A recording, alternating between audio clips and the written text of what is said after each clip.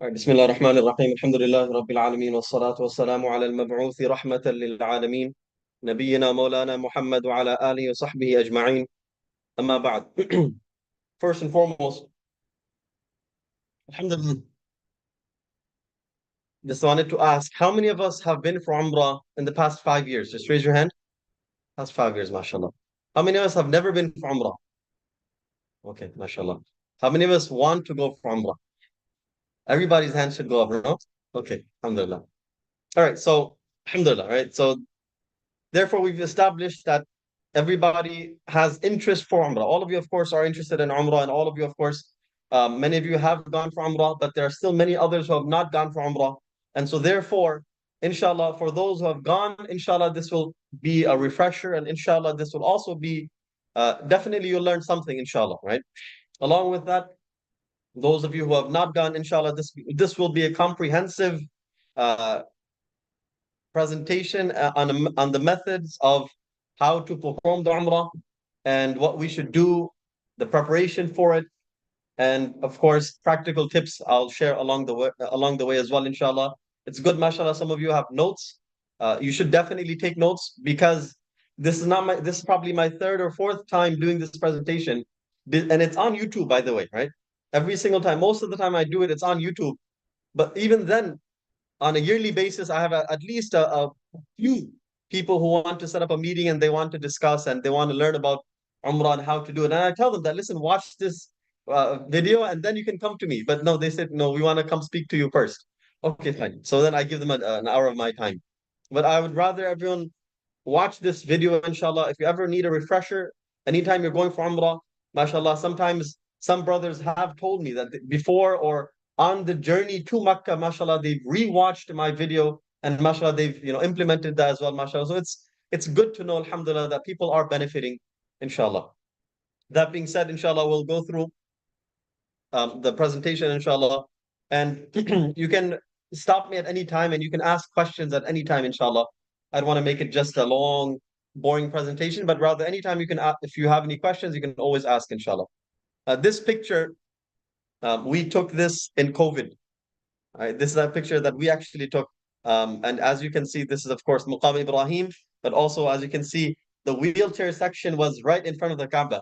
So it was very nice, mashallah. I pushed my mother on this wheelchair here, alhamdulillah, and we were able to do tawaf right next to the Kaaba. And as you can see, it was very empty, and everyone was required to wear a mask and so on. It was a nice time, actually. It was not very congested. It was very nice and pleasant, actually, alhamdulillah, that time. Anyways, this is, of course, also a picture that we took, alhamdulillah. Masjid Nabawi is just beautiful. All right, so we'll begin with the virtues of Umrah. So a couple of ahadith regarding the virtues of Umrah. Rasulullah sallallahu alayhi wa sallam says, Al-Umrah ila al-Umrah kafaratun lima baynahuma.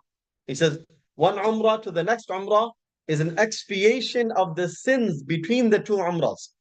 Right? So it's a forgiveness of the sins between the two Umrahs. And wal hajjul mabrur laysa lahu jazaa'un illa al-jannah. And an accepted Hajj, there can be no other reward for an accepted Hajj except Jannah. Jannah is the only possible reward for an accepted Hajj. So this is, of course, encouragement for us to go for Umrah often and as well as Hajj if we have the ability to go for.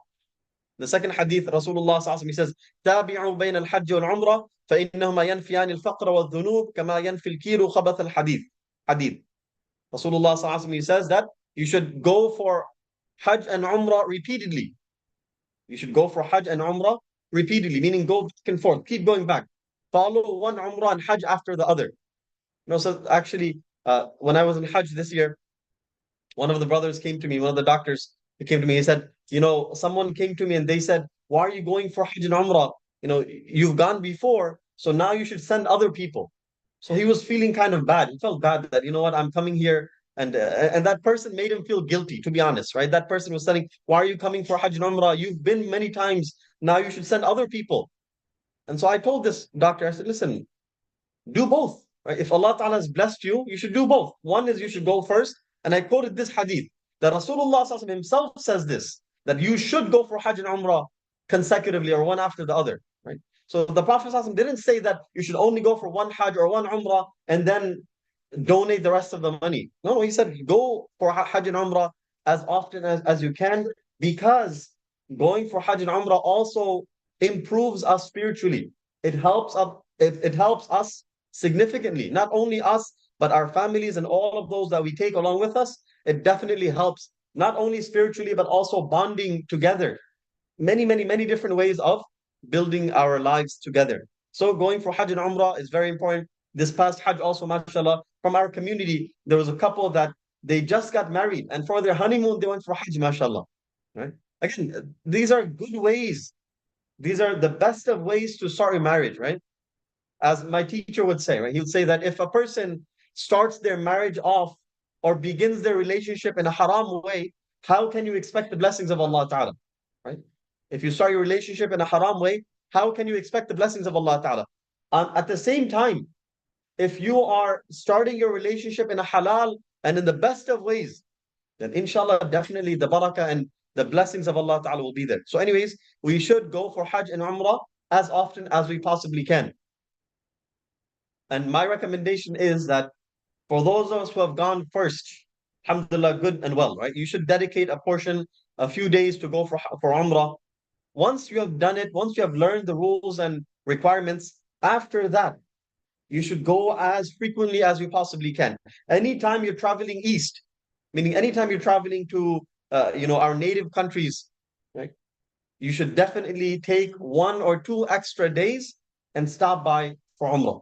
Right? So the beginning of last year, January 2023, I went to Bangladesh with my mother, and on the return trip, we stopped for 2 days, only 2 days. So I could not.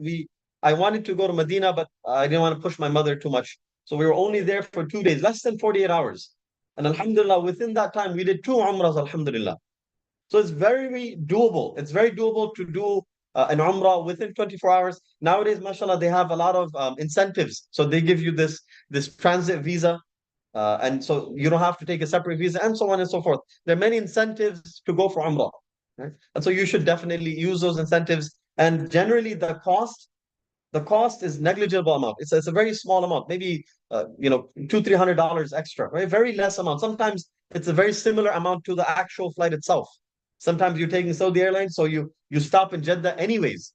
But if you just extend that stop, then inshallah you can go for Umrah. And my recommendation is anything, I would say 6 hours or more, you can definitely do Umrah and come back, right? For about an hour to go and come, and then about an hour and a half to 2 hours for the Umrah itself, right? So 6 hours is anything above 6 hours, I would say. So, the conservative number would be like maybe 8 or 9 hours. You can do an Umrah, but 6 hours, inshallah, you can do as well. But just you have to make sure it's a good time. Anyways, so Nabi Sallallahu says, go for Hajj and Umrah repeatedly or consecutively, for verily they remove poverty and sins. فَإِنَّهُمَا يَنْفِيَانِ الْفَقْرَ وَالذُّنُوبِ. For going for Hajj and Umrah, these remove poverty and sins, just as the bellow of the blacksmith removes the rust on the iron. So just as the blacksmith, they're able to remove the rust on the iron, similarly, going for Hajj and Umrah removes poverty and sins. And this is amazing because the Prophet ﷺ says removes poverty. Whereas we understand that when you go for Umrah or Hajj, you're spending quite a bit of money. But the fact is that every single amount, every dollar that you spend, of course, you'll be rewarded for, but also, inshallah, you'll get that money back. Allah Ta'ala will give you that money back. Allah will put khayr and barakah in your wealth. And you will, inshallah, see the blessings of that wealth, inshallah. So, of course, dhunub, sins, we understand. But Allah Ta'ala will also remove poverty if you go for Hajj and Umrah repeatedly. So don't worry about the money that you spend for Hajj or Umrah. inshallah, Allah Ta'ala will take care of you. Next hadith. Nabi sallallahu alayhi wa sallam, he says, Al-Hujjaj wal-Ummar wafdullah. He says, the people who go for Hajj and the people who go for Umrah, they are the delegation to Allah, or the delegation of Allah Ta'ala. In da'ahu ajabahum. If they ask Allah Ta'ala for something, Allah Ta'ala responds to them. وَإِنِ اسْتَغْفَرُوهُ غَفَرَ لَهُمْ. And if they ask Allah Ta'ala for forgiveness, Allah Ta'ala will definitely forgive them. So if you want Allah Ta'ala to answer your dua, believe me, one of the best ways to get your du'as answered is to ask Allah Ta'ala there especially. Anything important, whatever you want. You want children, you want a good job, you want whatever, health and so on and so forth. Whichever du'as that you ask from Allah Ta'ala, definitely Allah Ta'ala will respond. Allah Ta'ala, and there's so many experiences, and so many people have shared their own experiences that the du'as that they made in Hajj or Umrah, Allah Ta'ala definitely responded to those du'as. Moving on. Nabi sallallahu alayhi wa sallam, he says, Yunzilullah, this is regarding the virtues of just being there itself. Yunzilullahu ala ahli al-masjidi, masjid Makkah, kulla yawmin 20 wa mi'ata rahmah. That Allah Ta'ala sends down on the people in Makkah, the masjid of Makkah, meaning the haram. Every single day, Allah Ta'ala sends down 120 mercies, 120 rahmah. Right?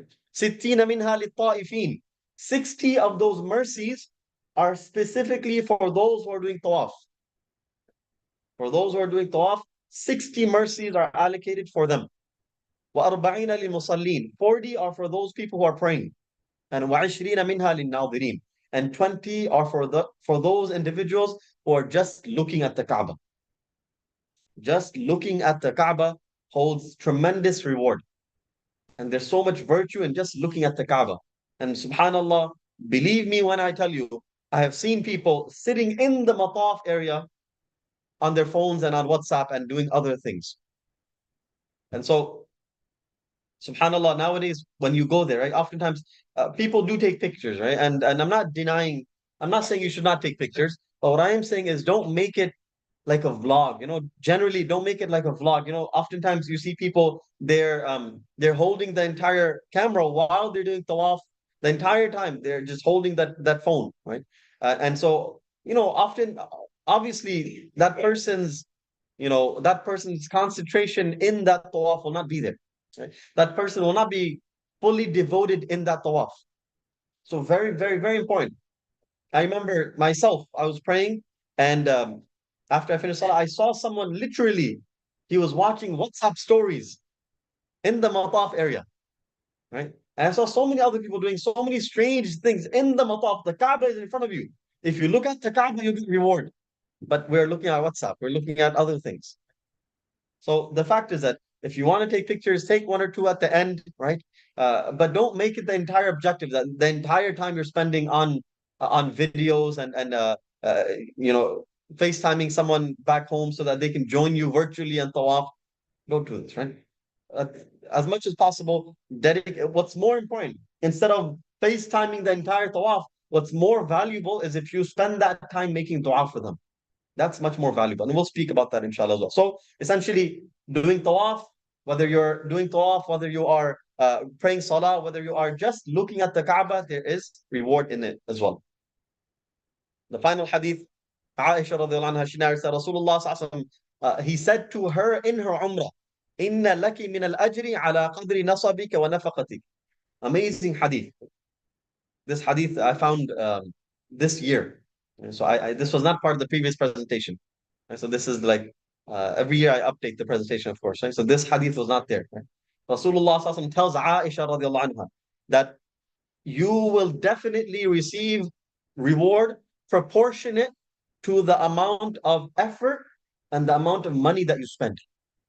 It's amazing, right? The amount of exertion and the amount of difficulty that you experience and the amount of money that you spend, you will definitely receive reward in comparison to that. So if you spend money, don't feel bad. If you get exhausted, don't feel bad. One of my teachers, he said, when you go for, especially you're speaking about Hajj, but when you go for Hajj or Umrah, he said, allow your clothes to be dirty. He said, allow yourself to be dirty. He said, don't be so particular about making sure that your clothes are, every speck of dust and dirt is cleaned off. He said, don't worry about all of that. That's a journey of love. That's a journey of you showing your devotion to Allah Ta'ala. So don't worry so much and don't be so particular about, your clothing and dust and dirt and don't worry. Of course, you should maintain hygiene. I'm not saying be dirty, right? But I'm saying that you should, of course, don't stress so much about it. So these are the virtues regarding Umrah. Moving on, we'll talk about some preparations that you should make. We'll begin by discussing the dini preparations that you should make. Right? And so the dini preparations, number one, is that remember that this is a privileged religious journey. Privileged meaning many people, despite having the financial capabilities, despite having all of the resources, they're not able to go or they have not gone. And of course, that's from Allah Ta'ala. As many of us, we understand it as such, that bulawa, right? That call from Allah Ta'ala. When Allah Ta'ala invites you, that's when you will go. Not before, not a moment before that. So you have to understand that this is a privileged religious journey. You're not going for sightseeing. You're not going to shop to buy gold. You're not going there to buy more new clothes. You're not going there for any other reason. But your primary purpose of going there is to worship Allah Ta'ala and to gain that proximity to Allah Ta'ala. And so understand this. There are many others who want to go. They have the financial capability. They have the health and everything else. But because of some reason or the other, Allah Ta'ala has not invited them. So remember, if you are going, be grateful to Allah Ta'ala. Number one.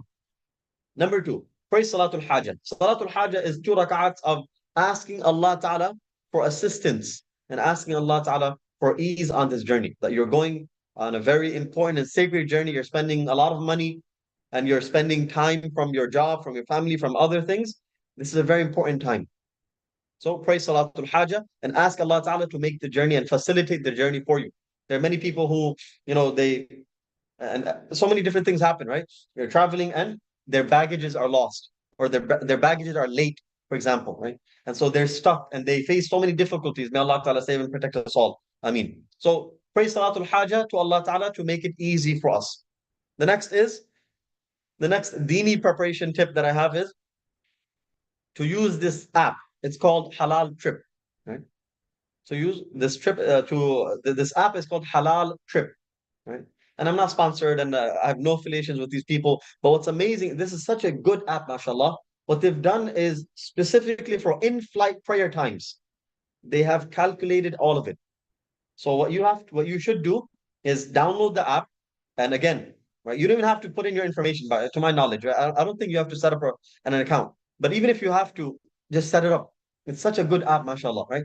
In-flight prayer times. You set it up and you input the departure airport and the arrival airport and the time that you're traveling, and then they will calculate not only the prayer time, so they'll calculate that, okay, you know what, based on where you are, this is the salah that's come in. Not only that, but they'll also tell you the direction of qibla, because of course all of this is all the same, right? They have the same routes and everything. So mashallah, they've done a wonderful job that depending on where you are in the journey, they will tell you this is the direction of Qibla.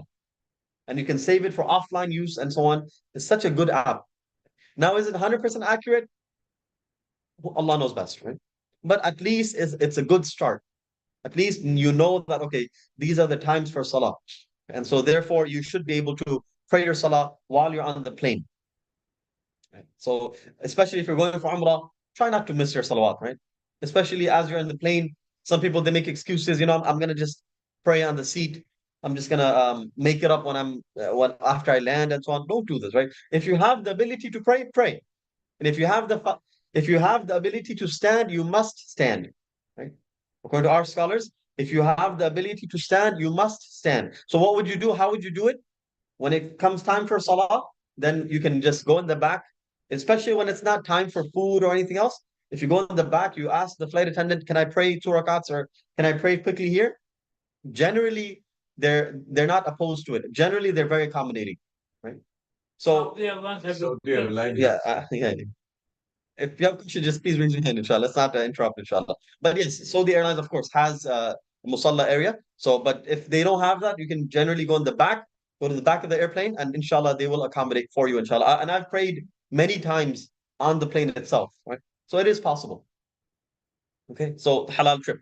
Next is you should take a Quran or some books, or rather, and some books and some notepads. You should take all of these things, right? You should take a small Quran. Why do I say this? Because yes, in the masjid you'll have Qurans, in Mecca and Medina you'll have Qurans, but for the journey, for example, right? So yes, you can use your phone, but also you don't want to be distracted. You don't want to be distracted on your phone, and you don't want to be doing other things on your phone. You don't want to spend time, you know, um, for example, you're on the bus, for example, traveling from one place to another. You don't want to spend that time responding to text messages or anything else. Rather, you want to spend that time reciting Quran and, doing du'as and so on. At the same time, when you're doing tawaf, right? Oftentimes, what do people do? They write their du'as down on their phones. And so then when they're doing tawaf, they have all of these other people texting, they have notifications. And so during tawaf, they're checking their notifications. You shouldn't do all of that, right?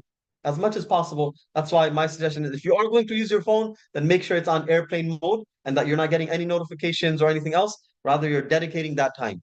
But what's better, in my opinion, is to use a notepad, to have a Quran with you, a small Quran that you can take with you. And at the same time, along with that, also any books, right? So, for example, the flight will probably be, it'll be more than 12 hours. If you're taking a direct flight also, it'll be more than 12 hours. If you have layovers, that'll extend it, right? So take a book with you.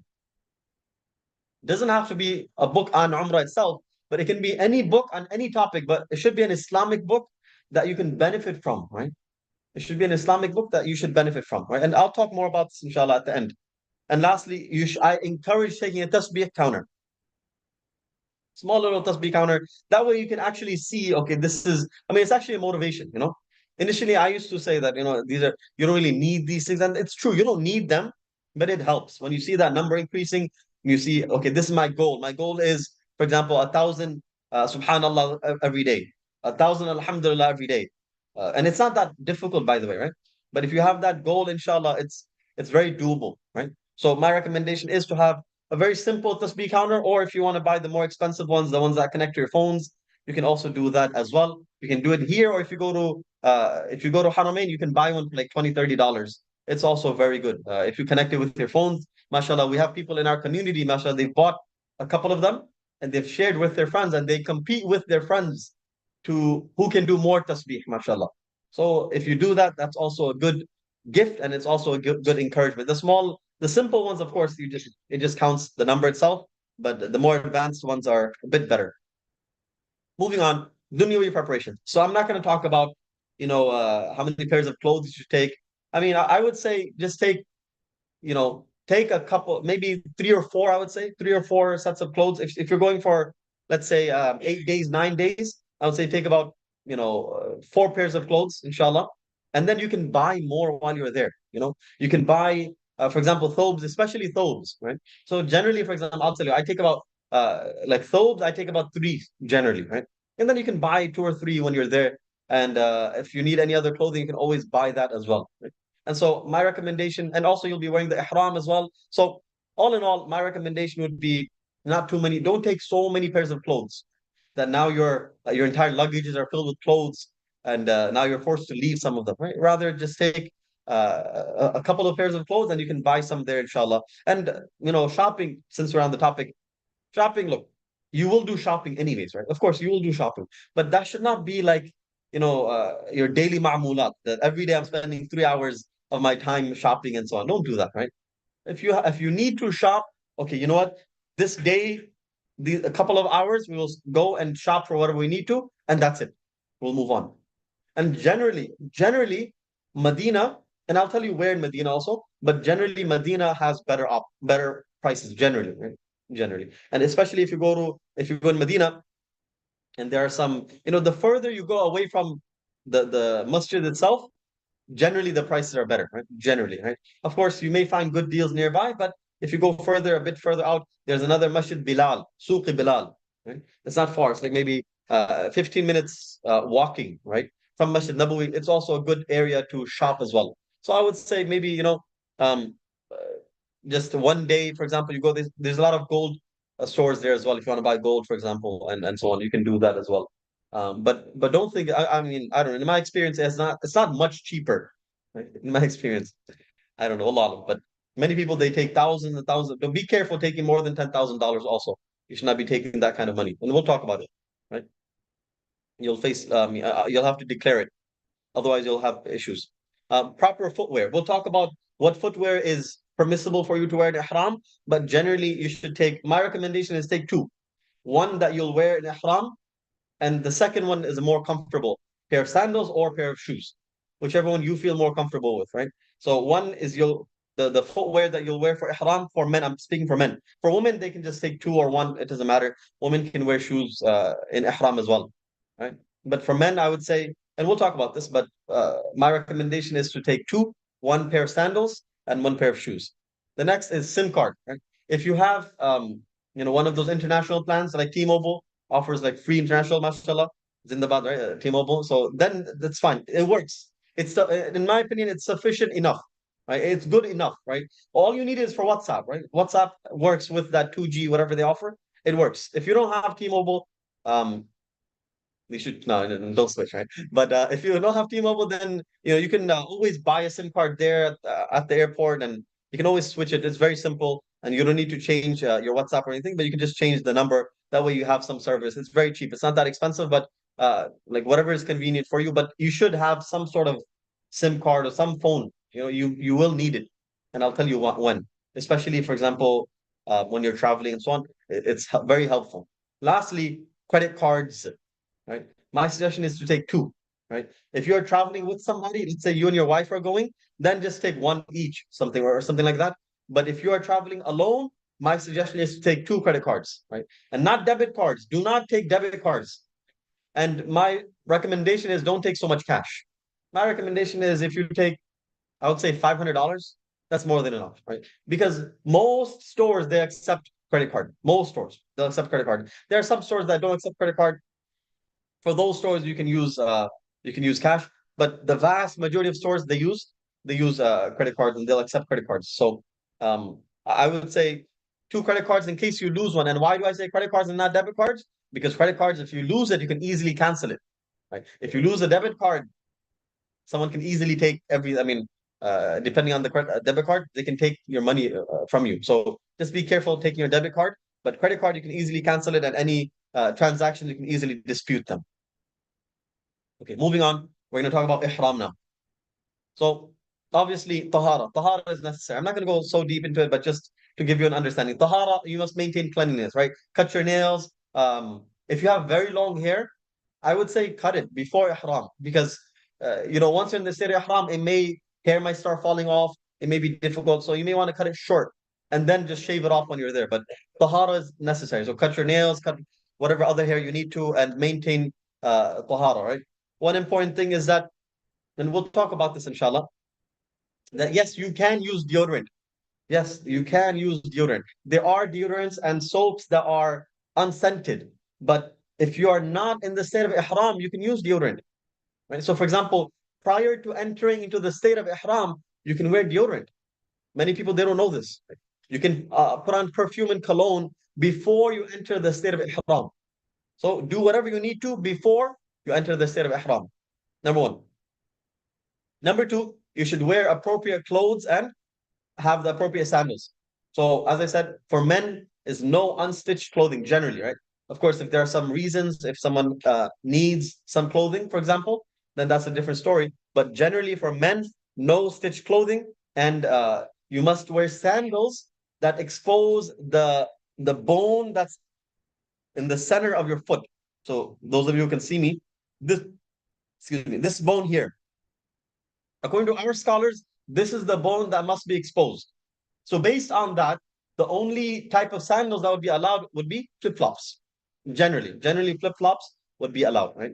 So my recommendation, so for example, I always say this, I bought one pair of Crocs like 5 years ago. And the same pair of Crocs I've been using for Umrah. I bought a second pair, the same one, just in case the first one rips. But mashallah, $20, mashallah, has been working very well. A nice, simple, the flip-flop Crocs. Very simple. Just buy one of those. It's very simple and it's very simple and it works. I've done dozens of Umrahs, alhamdulillah, in those same Crocs. They're like blessed Crocs, right? You like put them somewhere, right? Anyways, again, I'm not sponsored, but I wish.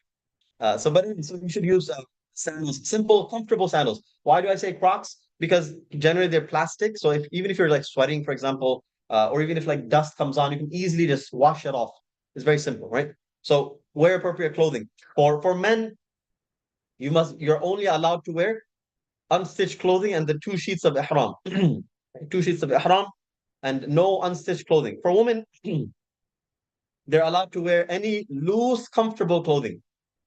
Now, two things here, right? When it comes to clothing, unfortunately, I've seen many people, they don't wear the ihram properly.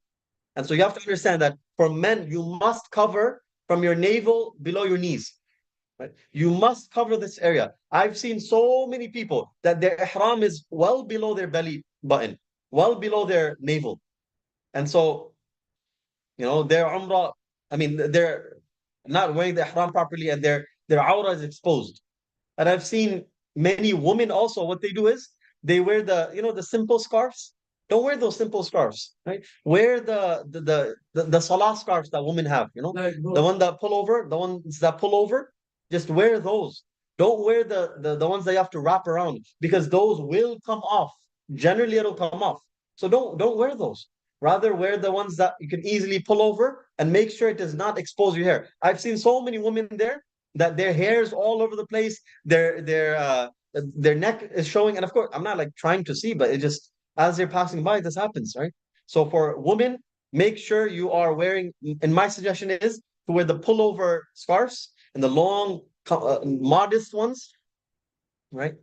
And for men, make sure you are wearing your ihram properly in such a way that your navel is not exposed. So put it up, and I'll explain how to wear the ihram a bit later, inshallah. But make sure it covers and it wraps well above your navel. So even if it comes down a little bit, it does not expose your belly button.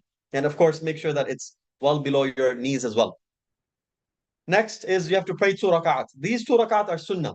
It's recommended to pray these 2 rak'at, right? It's not wajib. Again, so you're entering to the state of ihram. It's sunnah to pray 2 rak'at. And it's recommended to recite قُلْ يَا أَيُّهَا الْكَافِرُونَ and قُلْ هُوَ اللَّهُ أَحَدٌ. It's recommended. Right? Then you have the miqat boundaries. So you have the miqat boundaries. Essentially, Jeddah falls within the miqat boundaries. Right? I've had huffaz, I've had people who are religious. You think they're religious. They did not know that they have to put their ihram on before entering Jeddah. Right? So many people, they don't know these types of questions. They don't know these masal, unfortunately. It's very important, right, that you understand that the miqat or Jeddah falls within the miqat. So therefore, you must wear your ihram and you must be in the state of ihram before you enter Jeddah or before you land in Jeddah or before you enter the miqat. Right? So therefore, if someone lands in Jeddah and they are not in the state of ihram, right? Very important. If they're not in the state of ihram, then they must leave Jeddah, they must leave the miqat driving, and then they'll have to come back after wearing the ihram. So very important that you enter into the state of ihram. Here I'll explain. There's a difference between the state of ihram and ihram itself, the clothing of ihram. The clothing of ihram is what? As I mentioned, right? The two sheets for men and for women, any loose clothing. But the state of ihram is entered by two things, as I've written them here. Two things, intention and talbiyah. If you make intention and you say the talbiyah today, you will enter into the state of ihram today.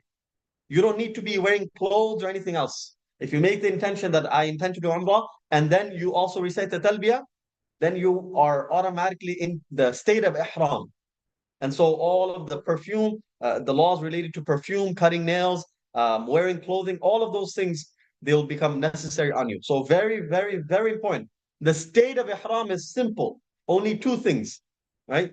Intention and talbiyah. And talbiyah, as you all generally know, لبيك اللهم لبيك لبيك لا شريك لك لبيك إن الحمد والنعمة لك والملك لا شريك لك. You can easily Google this dua as well. But very important, state of ihram is two things, talbiyah and intention. All right. Any questions? Ask. Yes. Can we go same uniform I had last time? Sorry? Same uniform? Yeah, you can use the same ihram. The clothing of ihram, you can wash it over and over, right? You can always wash it and use it. Um, but my recommendation is you can always buy some in Medina. If you're going to Medina first, just buy some in Medina.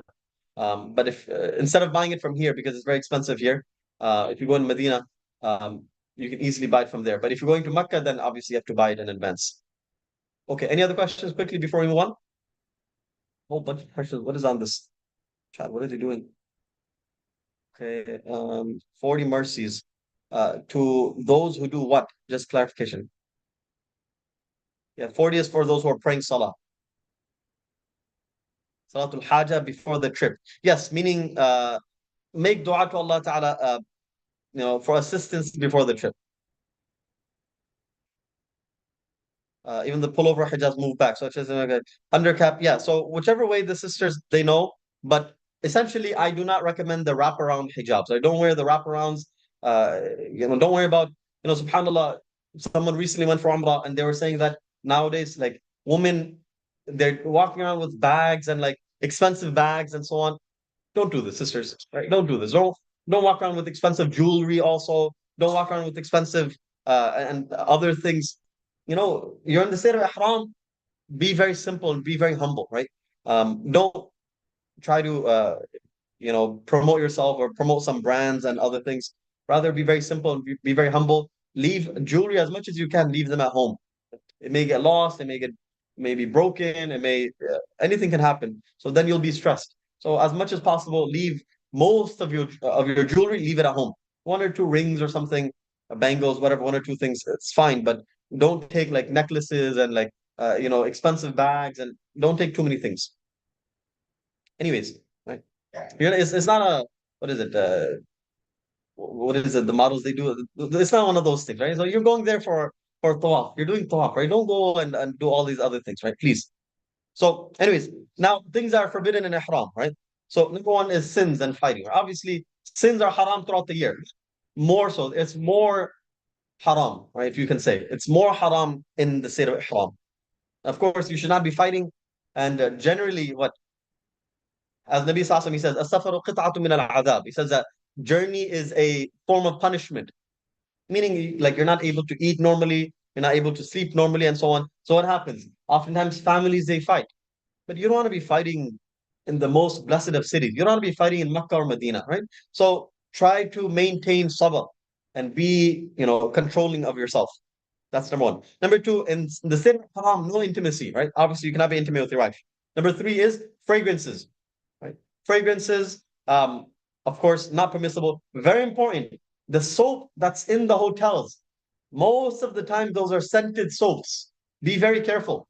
Right? You cannot use even the scented soaps that are in the bathroom as well, right? So be very careful of any scents. Also, I've said this before as well. Many people get upset, but I'll tell you this. This is the reality, right? Now, why they do this, I don't know. But the Kaaba is scented. Very important. The Kaaba is scented. They put scents on the Kaaba. They put ether and everything on the Kaaba. They put ether on the Hajar Aswad as well. So very important. If you are touching it and you smell your hand and your hand smells, that means you have touched fragrance. So then, of course, you have to give some expiation, some sadaqah, and so on. But understand that is a reality. Why they do it, I don't know. Right? But they do it. They put fragrance on the Kaaba. They put fragrance on the Hajar Aswad. Right? So be very careful. You can put fragrances on before you enter into the state of ihram, but not after. So you can put on some cologne, whatever else, but after you enter the state of ihram, you cannot do that. So you can also put deodorant and so on, but not afterwards. Even if the deodorant, like rubs off on the ihram clothing, it's okay. Obviously, you cannot remove body hair or any nails.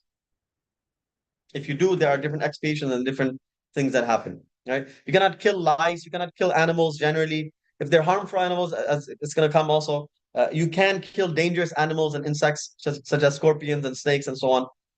But generally, I move this thing. Yeah, generally, you cannot kill animals generally, and of course, you cannot cut grass. Sorry, you cannot cut grass or trees or anything else. Those things obviously you cannot do. Moving on. Men, what can men not do, right? Men cannot wear stitched clothing, right? So any type of stitched clothing, generally, we're talking about generally. Yes, of course, if someone has, excuses, if they need, sometimes they have reasons, so then that's different. But generally, men cannot wear stitched clothing. Men cannot cover your hair, your head, or your face, and you cannot wear footwear that covers your instep. The instep, as I said, the bone that's in the center of your foot, and a woman cannot cover their face.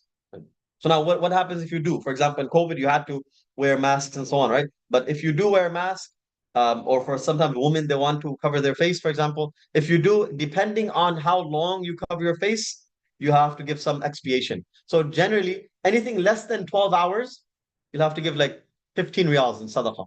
15 riyals is like $4 maybe, right? So if you cover your face for women or men, if you cover your face for less than 12 hours, then you'll have to give about 15 riyals in sadaqah. We'll talk about it a bit later. So things that you can do, you can shower. You can shower, right? People sometimes they feel I cannot take off the clothes of ihram. No, no, you can take the clothes of ihram off. You can exchange your ihram as well. You can take it, let's say your ihram got dirty, you can take another ihram, right? So you can shower, just don't use scented soap or anything else, right? So yes, you can use unscented soap. There are unscented soaps, but just be careful, you should find one that's actually unscented, right? Then you can take injections, right? Meaning like any type of whatever you need to take, you can definitely take that. You can use miswak, you can use a brush, but it's kind of makruh. It's kind of disliked to use toothpaste because the toothpaste has a very strong flavor. But there's no like sins or there's no like expiation. You don't have to like give sadaqah or do anything for that. But it's just kind of makruh, kind of disliked to use the strong toothpaste. So my suggestion is you should still brush your teeth, but use unscented or use the natural toothpaste if you can. Like for example, Tom's of Maine and other toothpastes. Use those toothpastes. Otherwise, you can use the regular Crest and Colgate, whatever, but it's makruh to do that. You can wear rings, you can use glasses, you can wear sunglasses, whatever, if necessary. You can wear a watch, you can wear a belt, you can wear bags, right? So wear simple bag. Don't wear, and which type of bag? Wear the string bags, right? Don't take your someone seriously. Someone was telling me that they were taking Louis Vuitton bags and like these expensive. Ajib, don't do that. They were saying that some woman they were taking bags that you could not even fit anything into. Just a small little decoration or those those bags that you take to parties. They were using those bags. Don't do that, right? Take a very simple, a very inexpensive string bag or like a decent string bag. It should not rip, but at the same time, it should not be so expensive, right? Bandages. Yes, you can wear bandages if necessary, right? You can wear blanket as well. So, for example, you need to sleep, you can wear blanket. Just don't cover your face. Just don't cover your face or head. If you cover your face or head, then you'll have to get some sadaqah. And you can use an umbrella as well. Do you really need it? I don't really think so. But you can take an umbrella as well. Any questions? Go ahead, Moise bhai. Wiping with what? Yeah, I mean, if you're going to do wudu also, you need to wipe your face, right? So, yes, you can wipe your face. Just be careful of when you're doing wudu, when you're wiping your face, don't rub too hard. Sometimes you're like rubbing and like you're pulling your beard hair, you're pulling your hair out. Don't do that. Don't rub too hard. But yes, you can wash your face. Mhm. Right in there without covering face and head. Any other questions? I got a question. Mhm. You're talking about showers and things of nature while you're in Iran, right? Is that for people that are generally doing multiple umrahs and you're staying in Iran for a long period of time? I mean, it's no, it's for example, you're traveling from here to Mecca, right? You're to Jeddah, right? You're taking a direct flight. So let's say you wear ihram from here, for example. It's a like 13-hour flight, for example. You get to Jeddah, you have to go through immigration, you have to go through, I mean, you have to take an hour bus ride. By the time you get to your hotel, it's like half a day and it's disgusting. You feel disgusting. So yes, you can take a shower there. Question, what is the ruling on doing for someone else? I'll talk about that, inshallah. Talk about that, inshallah. Any questions on what we discussed so far? Okay, moving on. Right, so we'll talk about, one second, let me just quickly address this. Do you know any what if there's used around the Kaaba, it smells so good. Okay. Generally, you go to like some of the more better perfume shops, they'll tell you. What if for females, the hair comes from wearing the undercap with fashion? Take one, okay. Yeah, so if you're like, if a couple of hairs come off, if they come off because of your actions, then you'll have to give sadaqah. Essentially, if like two, three hairs come off, or anything obviously more than that, also you have to give sadaqah. So this is generally for women or men with longer hair. You should be concerned about this, right? But Muhammad, I mean, not so worried, right? Yeah. Alhamdulillah. All right, Makkah. Moving on. All right, so as you said, now you get to Makkah. Again, you've traveled a lengthy journey. You get to Makkah. Finally, you might be tired. So rest. There's no need to immediately rush and go through the procedure. It takes time. So, go rest if you need to, go eat food, get your energy. You don't want to, be exhausted on the journey. Meaning from the journey, you don't want to be exhausted during the Umrah. And you want to have, your brain should be functioning and you should be able to make du'as and so on. You shouldn't be exhausted while you're doing the Umrah, right? So rest up, number one. Number two, consider doing Umrah at night. My suggestion is to do Umrah around 2 a.m. 1 to 2 a.m. Like that's my suggestion, right? That's a good time to do Umrah, generally. If you're doing Umrah on a Friday, my recommendation is about an hour after, or about half an hour after Ishraq, right? So after Ishraq, maybe half an hour after that, you do your Umrah, and then I would say just stay there. So prepare for that, meaning you prepare for that in advance, right? I'm just saying for Fridays, but generally, my recommendation is to do it at night, right? Around 1 to 2 a.m., you start your Umrah. Inshallah, you can wrap up everything before Fajr, right? Um, Moving a bit quickly, inshallah, because of shortage of time, you enter the masjid humbly with your du'as, right? Obviously, the scholars, they mentioned that you should be looking down. So according to some scholars, they say that the first sight of the Kaaba, your du'as will be accepted, right? So based on this, Imam Abu Hanifa, for example, right, what he would do, his first sight, when he would first see the Kaaba, he would make dua to Allah Ta'ala. And now you can probably guess what dua he would make, right? So if you rubbed a lamp and a genie came out, right? And then the genie said, you know what? I'll give you one wish. What wish would you like? Forget more wishes, right?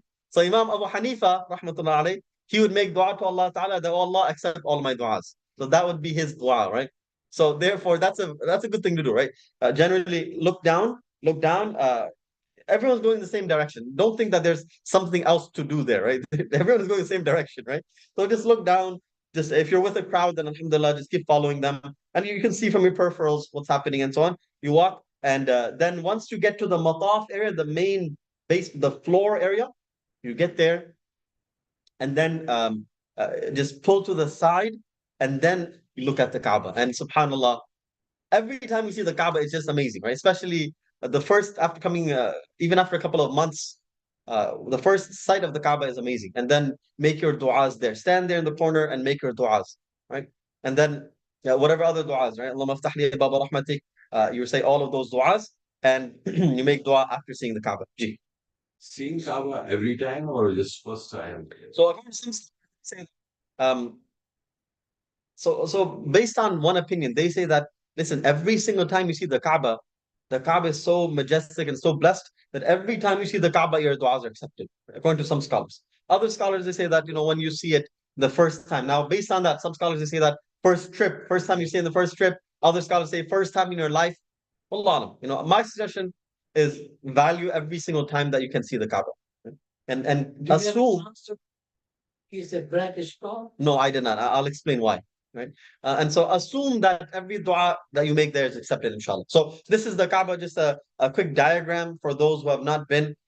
So for example, as you can see, the black stone is there, right? And then the kiswa is the cloth of the Kaaba. The multazam is the door of the Kaaba, or that area, the wall, that area between the door of the Kaaba and the black stone, that area. And you will generally start tawaf from the Hajar Aswad, right? You'll start tawaf in line with the Hajar Aswad, and you will go anti-clockwise. Of course, meaning you'll be going left, more or less, just to make it easy, right? You have the Maqam Ibrahim there. You have the door of the Kaaba, you have the Hijr Ismail, the Hatim, what's known as that small portion that's technically part of the Kaaba, right? So people are still able to pray there. There are different corners there. I'll talk about every single one of those corners, inshallah, right? Let's move on. Now, tawaf, right? Tawaf is fard, right? They're basically, and I'll give you a very nice summary. So don't think this is too much, right? I'll summarize everything very simply, right? Tawaf is fard. You must do tawaf. That's the first thing you must do, right? The first thing you must do is be in ihram, right? You must be in the state of ihram. Second thing you must do is tawaf, right? For umrah. You walk around the Kaaba 7 times, right? It's wajib to be in the state of wudu. Meaning, if you're not in the state of wudu, go back and go do wudu, right? You'll start from Hijr al-Aswad. Right? You'll start from Hijr al-Aswad. Generally, for example, so this will be on your left, and you'll see a green light on your right. There'll be a green light. I wish they had a light on the ground, by the way. I really wish they had that. They don't. I don't know why. Simple things would make our lives very easy, but they don't have it, right? So, anyways, so the light is there. You just have to like guess, okay? And people they start from like halfway before. They start from like from very far in advance, right? But essentially, as you get closer, what you'll have to do is you'll stop your talbiyah. So up until that point, you should continue doing talbiyah. Labbaik Allahumma labbaik. But as soon as you're about to start tawaf, you stop talbiyah, right? And then men should do ittiba'. Ittiba' is basically exposing your left arm, right? Or your right, or sorry, your right arm. You take the ihram, you put it under your right arm and you throw it over your left arm. So essentially you'll be exposing your right arm. Okay? This is only for tawaf. Right? So people should not go around, unfortunately, we've seen videos of like men, trying to flex themselves and flex their muscles and so on. And now they're there and don't do that, right? Just for the tawaf itself, just do ittiba'. If you're going to be a means of fitna, then don't even do that, right? So the steps for tawaf, how to do tawaf. Essentially, number one, you will make intention.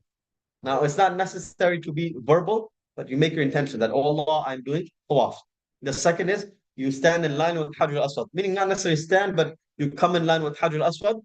Then istiqbal. Istiqbal means you turn towards the Kaaba towards the Hajr al-Aswad, and you do istilam. Istilam is basically raising one hand or both hands and then kissing your hand. You don't need to make any sounds. You don't need to do anything else. Just touching your hand to your lips. That's all. Right? That's known as istilam. Istilam, right? You'll raise your hand. So basically, this is step by step. You'll raise your hand, your palms towards the Hajr al-Aswad, either one hand or both hands. It's okay. One hand is also fine. So basically, just turning your face. You will not turn your entire body. Remember this very well. You will not turn your entire body towards or away from the Kaaba at any point. You will not turn your body towards or away from the Kaaba at any point. You'll just turn your face and you will raise one hand or both hands and then you'll kiss your palms or hand. Essentially, you will do this 8 times before every round and at the end of the 7th round as well. Okay. So it's for men to do ramal. Ramal is basically in the first 3 tawafs to walk a bit with strength and vigor, like stand tall with your chest out and stand strong, right? Essentially, this is to show the might of the Muslim Ummah and to walk a bit quicker than meaning not to run, but just to walk a bit quicker. Now, if you are traveling with women, with children, you don't need to do all of this, right? Just walk normally, okay? And also, if you're congested, don't start pushing people and I have to do ramal, so I'm going to push. No, it's sunnah to do ramal, but it's not necessary. Recite Quran, do dhikr, or make dua. And of course, I recommend you all to make as much dua as you possibly can. And my suggestion is to divide your du'as, right? So for example, in the first, I say this all the time, right? In the first tawaf, I'll make dua for myself. Second tawaf, I'll make dua for my family. Third tawaf, I'll make dua for, so on and so forth. Like basically like this, you can divide up your tawafs, right? That way, inshallah, you'll have, you'll keep track of your tawaf as well, right? You cannot eat, but yes, you can drink zamzam. And then, of course, you should complete the tawaf 7 times. And once you are nearing the end, right? Once you're nearing the end, one second. Well, I didn't mention, but anyways, so essentially, every time you're doing tawaf, once you come to the last side of the Kaaba, it's sunnah to say رَبَّنَا آتِنَا فِي الدُّنْيَا حَسَنَةً وَفِي الْآخِرَةِ حَسَنَةً وَقِنَا عَذَابَ النَّارِ. One time, it's sunnah. Okay? It's a sunnah to say one time. You don't need to say it, it's sunnah to do it. Right? And once you are on your last tawaf, once you are coming near the end, you should slowly like come out. Right? Slowly come out. There are so many people you'll see there, they're walking up opposite of traffic. Those people, I don't know where they're from, right? Allah, but they walk opposite of traffic. And it's not just one group of people. It's like you'll see so many people, they're walking opposite of traffic. Don't do that. You should slowly merge out of traffic, just as we do when we're driving cars. Merge out. It's very simple. But there are some people who they want to push and shove and everything else, right? Um, Also, if you want to get close to the Kaaba, merge in, right? Merge into the Kaaba. And generally, if you want to touch, I've touched the Kaaba, I've not kissed the Hajar Aswad. I'll tell you why, right? If you want to touch the Kaaba, generally, after the Hajar Aswad, generally after that side, it's a bit less congested there. So the other side, the next side, generally is a bit less congested. You can generally touch in that area, inshallah, right? So that's just one recommendation because most people are congested towards the Hajar Aswad. So if you move a little further, you can generally touch the Kaaba at least, right? Inshallah, there. As for touching the Hajar Aswad, I've gone there. I've gone for Umrah, alhamdulillah, thumma alhamdulillah, many times, but I have not yet touched the Hajar Aswad because I don't want to fight people. I don't want to push people. I don't want to shove people. And so unfortunately, I have not been able to touch it. But that's just the reality, right? If you want to go and touch the Hajar Aswad, likely you'll have to push, shove, and do all of those. I generally don't want to do that, so I don't do it. It's haram to push. It's haram to hurt people, right? It's recommended to kiss the Hajar Aswad, but is it worth it if you're pushing and shoving and hurting other people? No, it's not. That's an entire complete tawaf. After tawaf, 2 rak'at is wajib. You must recite, you must pray 2 rak'at. It's recommended to recite قُلْ يَا أَيُّهَا الْكَافِرُونَ and قُلْ هُوَ اللَّهُ أَحَدٌ. But you can pray this anywhere, but it's recommended to pray behind the Maqam Ibrahim, somewhere behind the Maqam Ibrahim, but anywhere in the Mataf area is fine. You should drink Zamzam as much as you can. Obviously, throughout your entire journey, you should drink as much Zamzam as you possibly can. And then lastly, as you're leaving, you do istilam once again of Hajar al-Aswad. It's sunnah to do that. Okay. Questions? Any questions before we move on? I want to quickly wrap up in about 5 minutes, inshallah. Any other questions? All right. Presentation file, I don't know. I've never shared my presentation.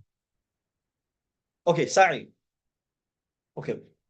Sa'i, essentially, it's wajib to do sa'i. This is the second thing, right? Or the third thing. Ihram, tawaf, right?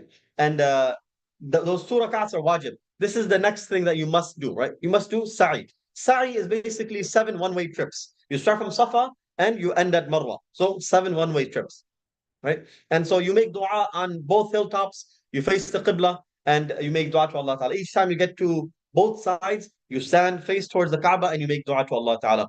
It's sunnah for men.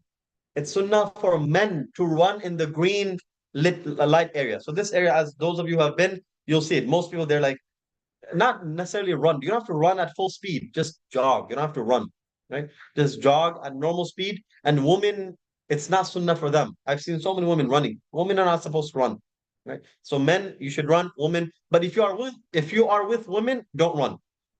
If you are traveling with women, do not run because you may get lost, or they may get lost. Okay. Anyways, during sa'i, you should recite the Quran. You should do dhikr. You should make dua, whichever ones you can, right? Make your duas. Especially make your du'as, do some adhkar. Quran, generally, it's difficult to recite Quran, but if you can, mashallah, do it. Especially the simple surahs, you can definitely do it.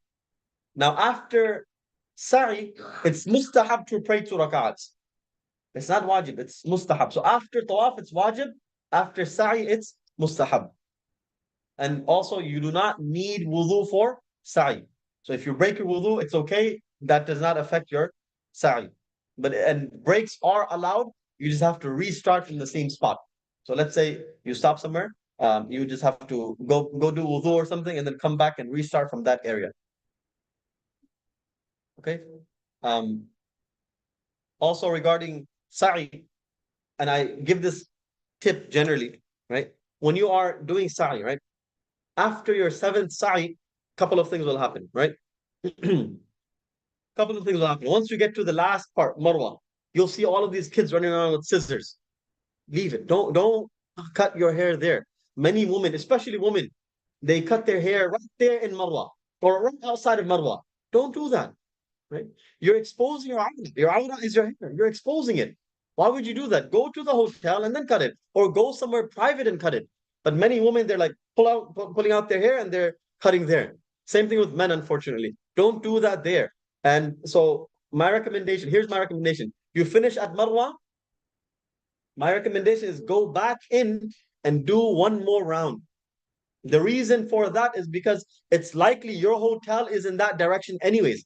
So if you come out of Marwa, so for example, you come out of Marwa here, you'll have to come around to go to your hotel. If you cut through Safa, it's like shorter and you have AC and everything. So this is just a practical tip that I say that I would say cut through basically Safa, and you can come out of Safa. It's the same thing. It's the same exit. You can come out of Safa, and it's closer. You'll see the same people are coming around and they're coming out, but you can just cut through Safa and come out of Safa. Then you go to your hotel. For men, as you're coming outside, as you leave the masjid, you'll see so many people. You need a haircut, haircut, haircut. So many people are coming. They'll charge you 10 riyals. That's a standard rate. If they say 20, 30, don't take it. 10 riyals is the standard rate, right? Go and you ask them how much they're charging, they'll say 10 riyals, and they say, okay. Then they'll take you underneath the clock tower. Underneath the clock tower, there's like maybe 50 barbers, 50 barber shops. So many barber shops. They're all doing the same thing. They're all just shaving your head and trimming your head. So you go there, if someone does not call you, but likely there are always people standing there. They get commission probably, right? So they're standing there and they're like taking you for cutting the hair. So you can go down with them and then shave your hair there. Shaving is better. The Prophet ﷺ made dua for those who shave 3 times, and those who trim, he made dua once. You can cut your own hair also, right? Many people, they don't know this. You can cut your own hair, right? And if you're a man, you can help a woman come out of the state of ihram by cutting her hair also. Even though you're in the state of ihram, you can help her come out of ihram by cutting her hair. Women, they'll cut 1 inch from the hair. They'll just grab their hair together at the bottom. They'll just cut it once, about 1 inch. And men, if you do not shave, then you should trim 1 inch from your entire head. The bare minimum is 1/4 of the head, but the entire head is sunnah. That's the entire Umrah. That's once you shave or trim your head, you are now out of the state of ihram, and now you have completed your Umrah. Ji. What you're saying is, even you're in ihram, you can cut your hair. Yes, even if you're in the state of ihram, you can come out of ihram, you can cut your own hair. But be careful to not put soap. I did this. I made this mistake too. We all make mistakes, right? So I already shaved. My head was already shaved. So I thought, okay, I'll just shave myself. And so I go there, I wash my head, and I'm like, let me just put some soap also. It's simpler to put some soap. Put some soap, and I'm like, after I put the soap, I realized, I was like, yeah, Allah, I put soap. You just pay some sadaqah, it's fine. Um, some miscellaneous questions. Women who are in the state of haid, if you are able to, you should, I mean, of course, this is not medical advice, but if you are able to, you can delay or you can bring your haid earlier, you should do that, right? Ideally, because you don't want to avoid you want to avoid having your menstruation days while you're there, right? So if you can, I would say take the medication, whatever it is, if it's feasible, and delay the haid, right? If there's no option and a woman gets haid in as soon as they get to Makkah, for example, and they're only there in Makkah for like 4 or 5 days, in that case, and they know that we will not be able to come out of the state of hayd before we have to leave Makkah. Again, if you're able to leave later, then you should leave later, meaning delay the flight. That's recommended. If you cannot delay the flight, then you have to give dam, which is basically you have to sacrifice an animal. Right? Again, if that happens, you can just contact me. I'll help you. Right? You can also perform multiple umrahs, and it's very simple. You come out of, you take a taxi from right outside of the masjid. Again, you can either go downstairs or there are always taxis all around. They should only charge you 50 riyals round trip. Okay. If you have more people, they may try to charge you 60 or 70. 50 riyals is enough. Right? If you have a large group, they may charge you a little more, but generally 50 riyals. Don't let them rip you off 100, 150. Don't do all of this, right? And many of us were like, oh, it's 100 riyals. Okay, Uber is this much. Okay. No, don't do all of that, right? 50 riyals, 50 riyals. If you want to give them more, that's between you and Allah Ta'ala. But just go to Masjid Aisha, you take your ihram, wear your ihram from the hotel, go to Masjid Aisha, pray 2 rakats there, and then come back. That's all it is, right? Once you go to Masjid Aisha, you obviously make your intention, do talbiyah, and then you come back. Ji. Is it recommended to do multiple umrahs or? Why not? I mean, you're there for that reason, right? You're there in Makkah specifically for that. So yes, my recommendation would be do as many umrahs as you possibly can. My recommendation is at least one umrah a day, at least one. Some scholars they say you can just do the tawaf. That's fine. If you just do tawaf, also that's also okay. But my recommendation is to do umrahs. Also, should you wear the clothes of ihram and sneak into the mataf? I don't recommend it. Right? Don't deceive. A Muslim doesn't deceive, right? You should not deceive people. Rather, just go to Masjid Aisha, come back. You can do Umrah in a legal and a halal way. So don't. My recommendation is don't try to trick people. Yeah.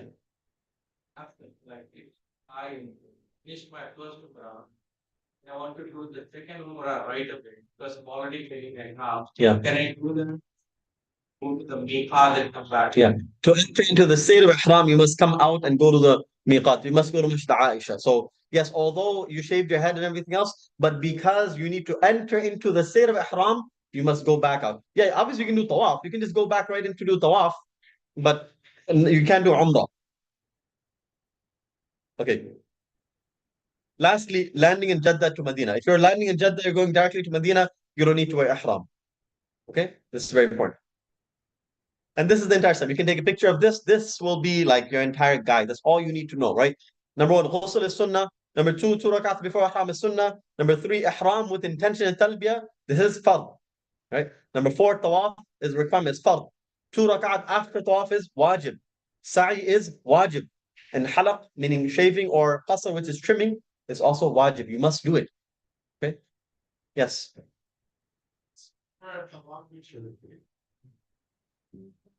No.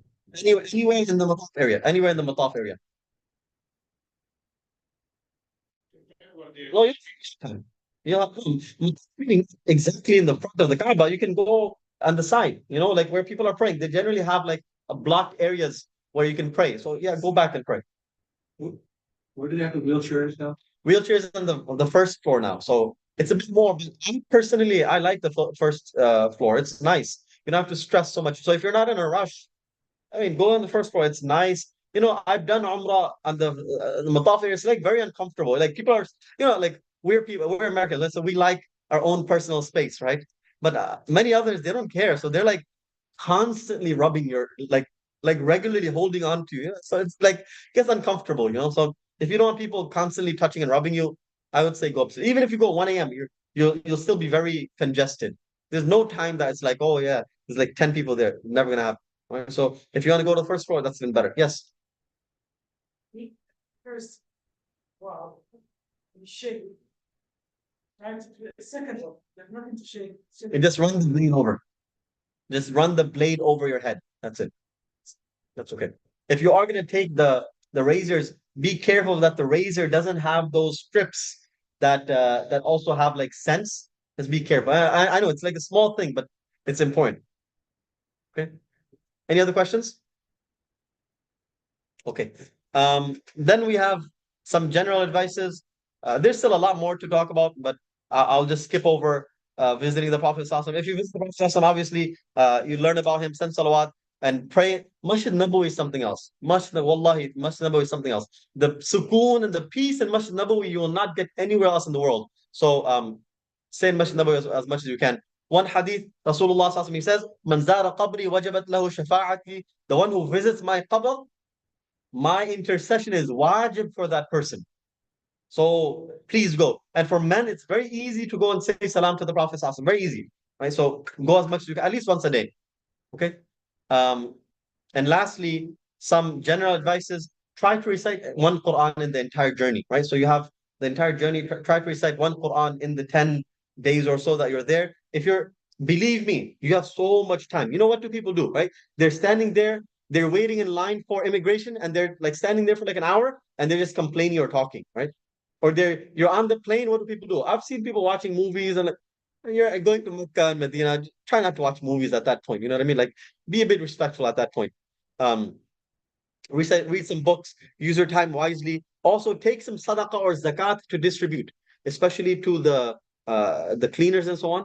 I recommend taking some amount, a good amount of money. Don't take thousands, but take a good amount of money and distribute it, right? Especially, but don't distribute it in a way that's like public, because then they'll like swarm you, and also just be careful, right? So give it secretly also. Just give it secretly and just walk away very quickly, right? Don't make too many eye contacts, right? Just secretly give it and walk away. Um, a lot of salawat and dhikr, and as much as humanly possible, pray all of the salawat in the masjid. Don't pray in the hotel, right? Most scholars say it's not permissible anyways, but do not pray in the hotel. Don't go shopping at a time that you'll miss the salah. As much as humanly possible, try to pray all of your salawat in the masjid. In the hadith, Nabi sallallahu alaihi wasallam, he says that one salah in Masjid Nabawi is better than 1,000 salah in any other masjid, and one salah in Masjid of Mecca is better than 50,000 salawat anywhere else. So therefore, as much as possible, try to try to pray your salawat in the masjid. Lastly, take your Umrah booklets, your notes. Lastly, consult the scholars. If you have a question, ask.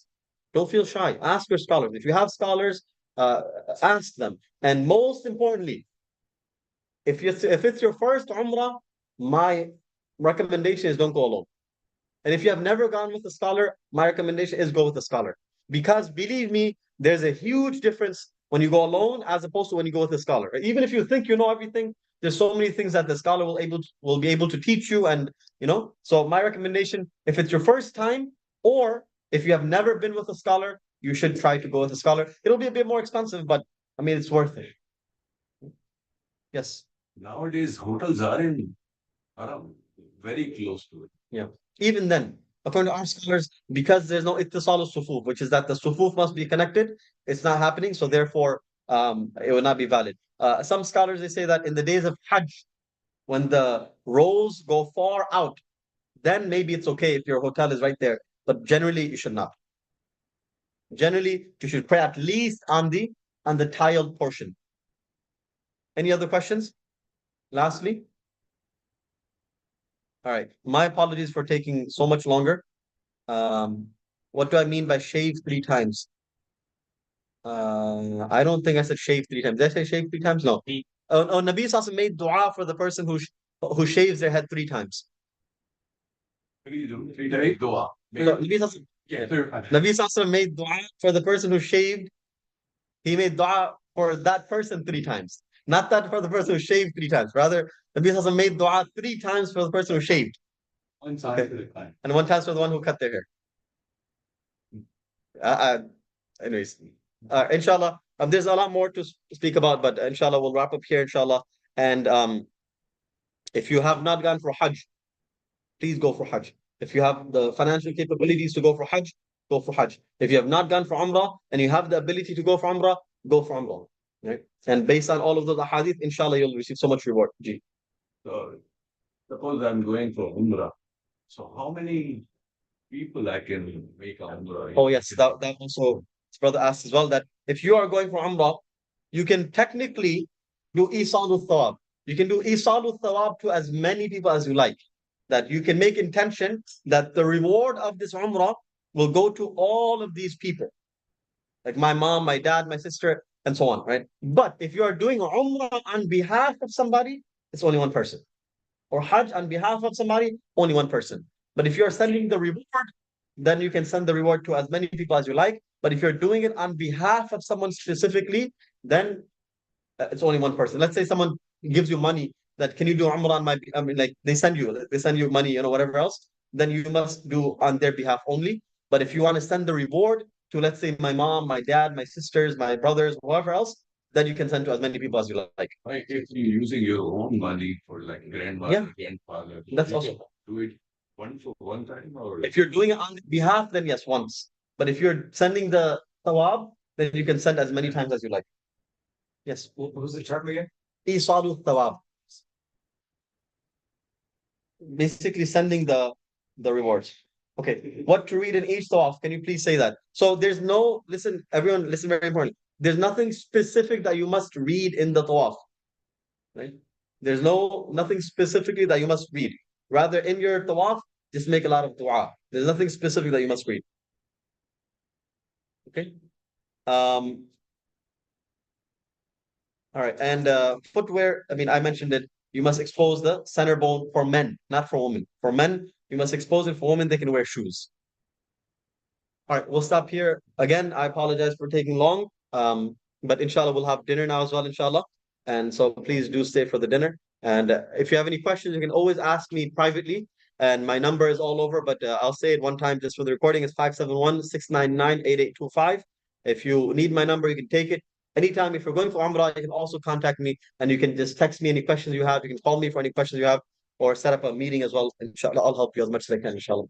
جزاكم الله خيرا سبحان الله بحمده سبحانك اللهم وبحمدك أشهد أن لا إله إلا أنت أستغفرك وأتوب إليك السلام عليكم. We have a Facebook. Oh no. Yeah, we don't have time unfortunately for quiz or anything else. Next time, inshallah.